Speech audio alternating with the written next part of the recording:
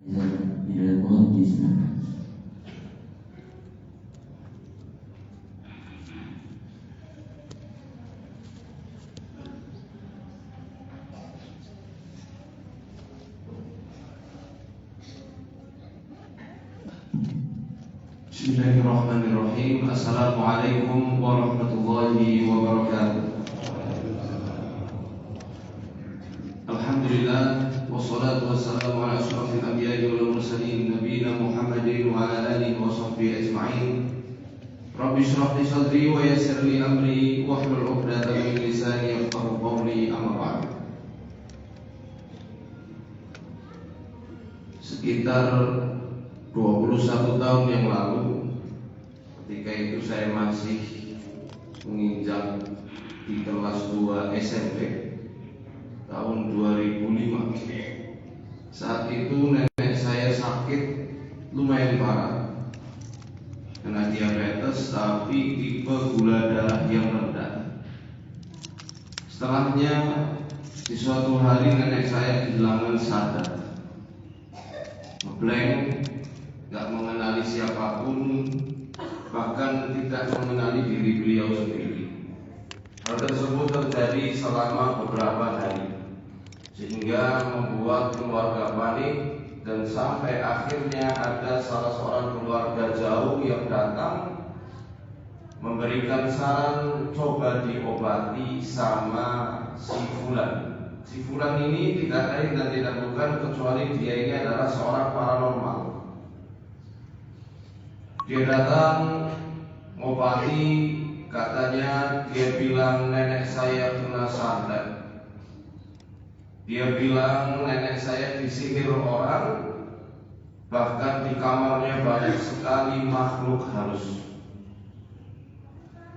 Yang bikin saya lebih jengkel kala itu dan akhirnya menjadi batu loncatan sampai akhirnya terjun di dunia ruqyah sedalam ini, itu ketika si dukun minta mahar 7 juta rupiah di hari itu.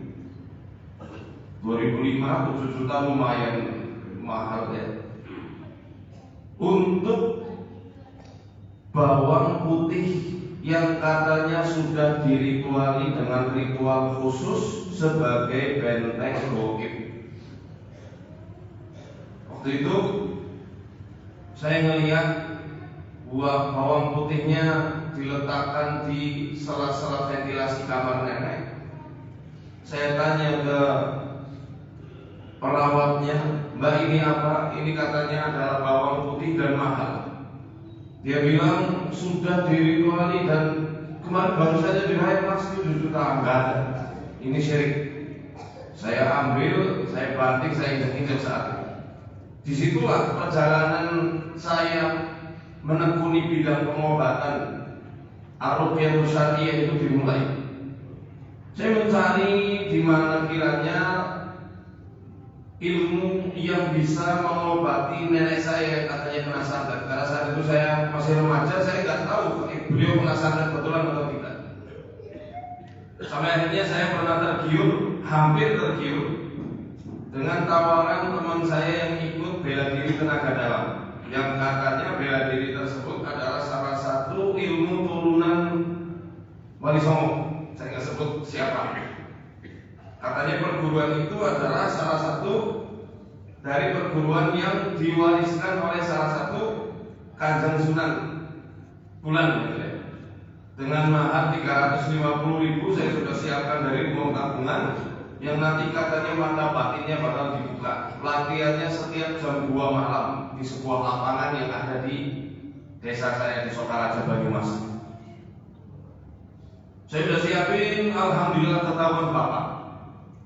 Karena bapak saya seorang yang tegas dan aktivis Muhammadiyah tulen, dimarahinlah saya. Apa-apaan ini? Mau ngapain nih uang sebanyak ini? Buat ikut tenaga dalam Pak, biar mata batinku dibuka, ngobatin Mbah. Kalau usah. Kalau kamu ikut kayak gitu, masa tuamu yang nanti bakal rusak, bakal digerogoti sama mereka, disita sama bapak. Akhirnya saya nyari-nyari lagi. Waktu itu ada reality show di televisi. yang sekarang sudah ada TV-nya. Barangkali yang sebaya sama saya pernah lihat dia datang ke rumah-rumah, nangkepi hantu, masukin ke dalam botol.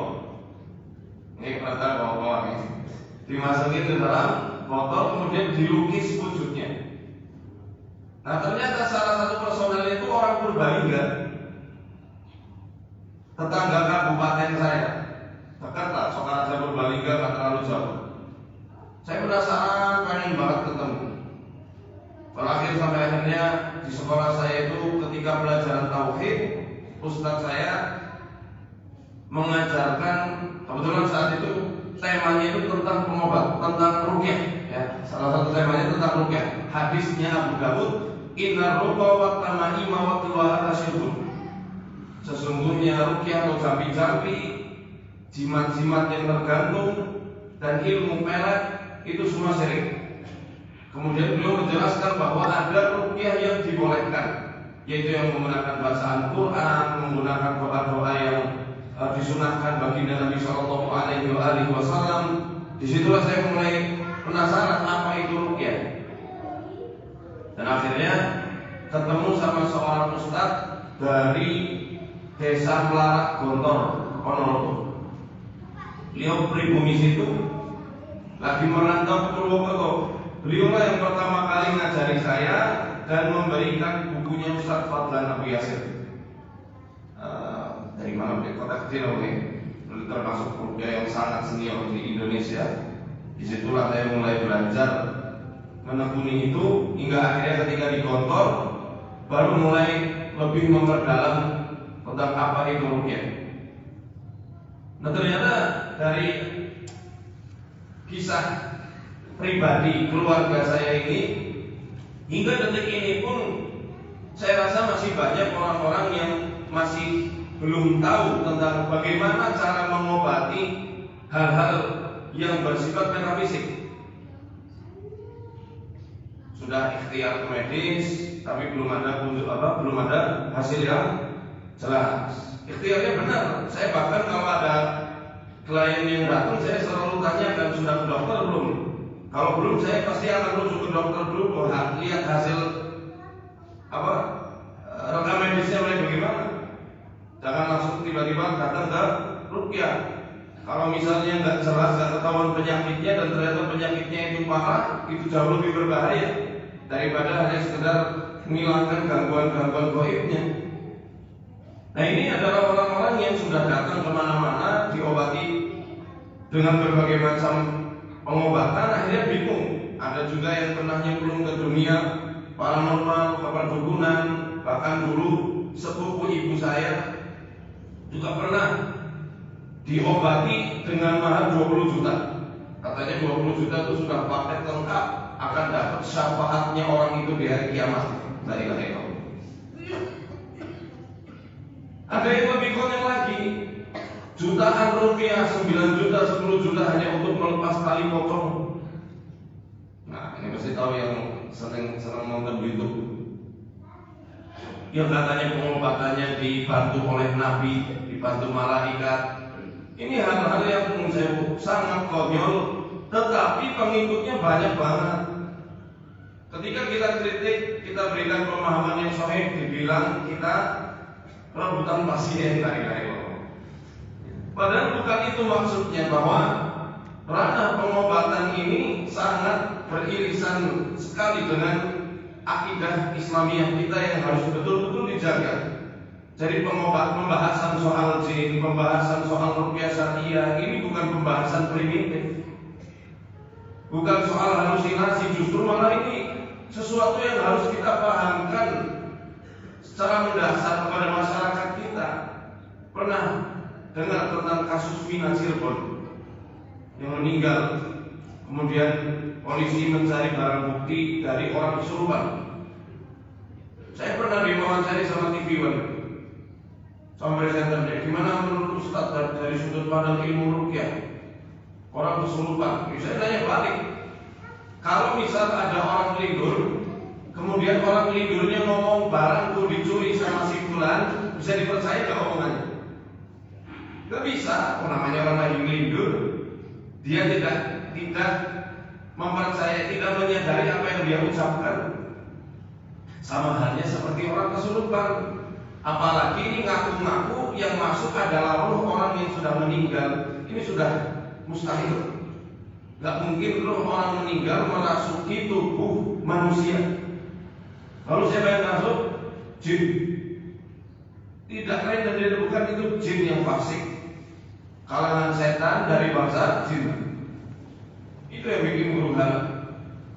Dari sinilah kalau misal kita tidak dipahamkan tentang apa itu hakikat jin, alam gaib, ya, akhirnya orang nanti bisa tertipu dengan hal yang sebenarnya sangat remeh-temeh ini.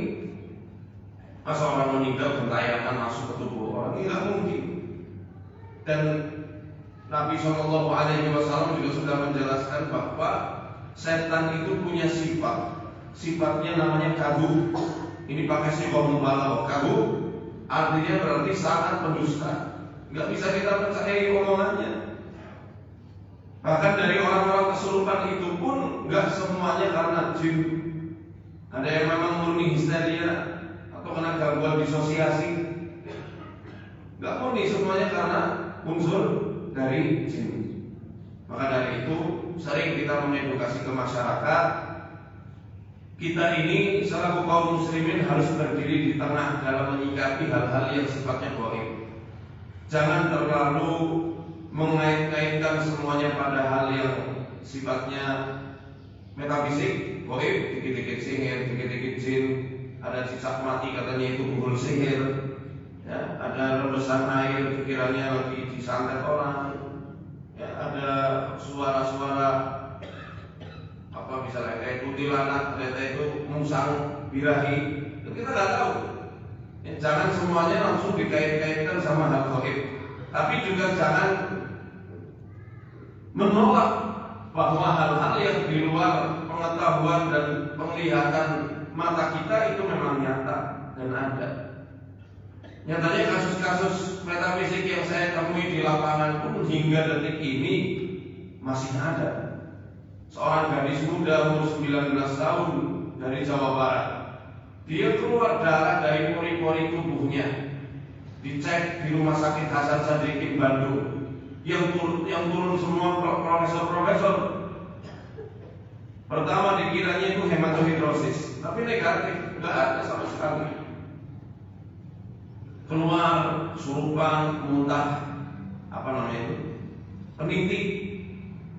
Muntah penitinya bukan pas lagi terapi, lagi kajian kayak gini, karena dia nginep di masjid kami sana di Sokaraja, Masjid Baitan Hidup. Dia terapi sebulan di sana, lagi sesi kajian. Waktu itu lagi ngaji soal fikih, doa dan zikir. Dia duduk, ada jamaah wanita bertanya, tiba-tiba dia berat, tentunya muntahnya keluarnya apa? Jarum, ada 3 biji. Dan itu sudah karatan, sudah bengkok. Semua jamaah histeris. Ya karena mendadak sekali. Dalam kondisi yang normal-normal aja tadinya, tiba-tiba langsung muntah-muntah seperti itu.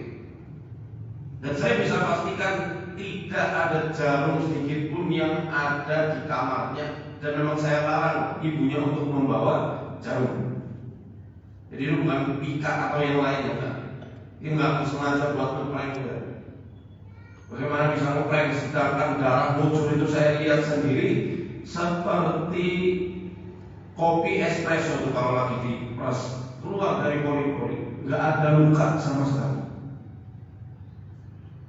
Dia menjadi salah satu informan saya untuk penelitian disertasi saya karena memang unik kasusnya. Alhamdulillah sekarang sudah mulai membaik dengan terapi-terapi ruqyah, terapi-terapi Quran, zikir-zikir yang dianjurkan Nabi SAW sudah mulai membaik.